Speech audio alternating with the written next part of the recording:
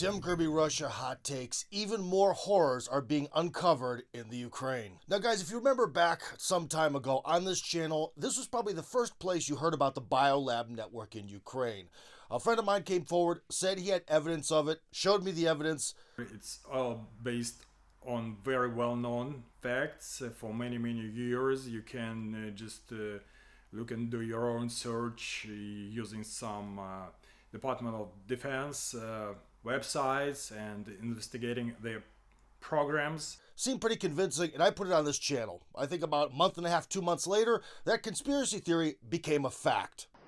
Ukraine has biological research facilities.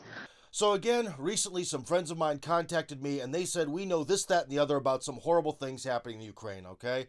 They showed me their evidence. It was intriguing, and that's why I'm talking about it with you here now. But of course, big grain of salt warning, this is all speculation until it gets proven to be true in a few months. So anyways, here we go. Recently, CNN ran a story about the Biotexcom Center for Human Reproduction, which is basically a surrogacy center that was in Kiev, and with the start of the war, they had to move it into some sort of underground bunker.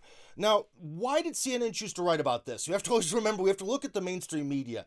They really planted the seed that, hey, there's the surrogacy center. They just, needed to move it so that the way the Russians don't kill the babies, the Russians are bad, they could kill innocent people, blah, blah, blah.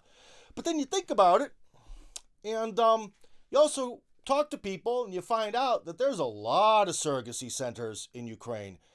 And then you wonder, and you think about things like human trafficking, especially when they traffic babies. Where do these trafficked babies come from?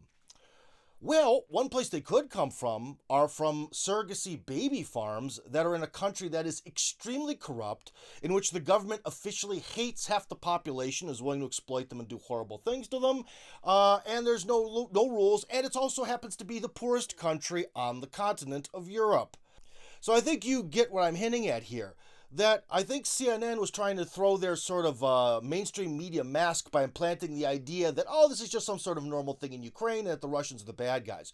No, it's not a normal thing.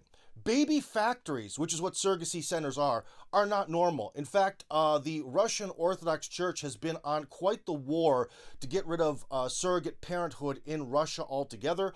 I'm not quite sure if they've won that war, but it's definitely become much harder since the fight began.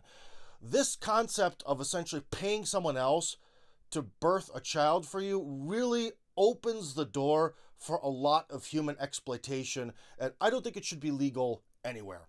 Now, issue number 2 for today is that some Western countries want to set up some free clinics for the Ukrainians, especially some of their wounded soldiers in the western part of the country where there isn't much fighting and just the occasional missile hits the occasional fuel depot.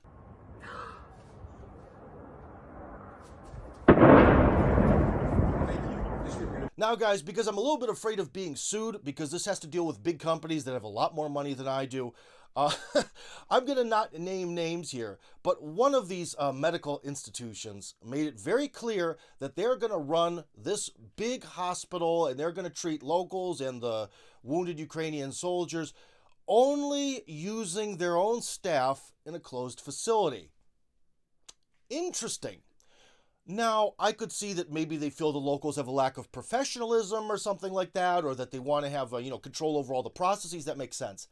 But the darker side of my human intelligence makes me think, well, essentially, if it's a hospital to treat fallen soldiers, as in young, healthy men who are meeting the ends of their lives unnaturally in their early 20s,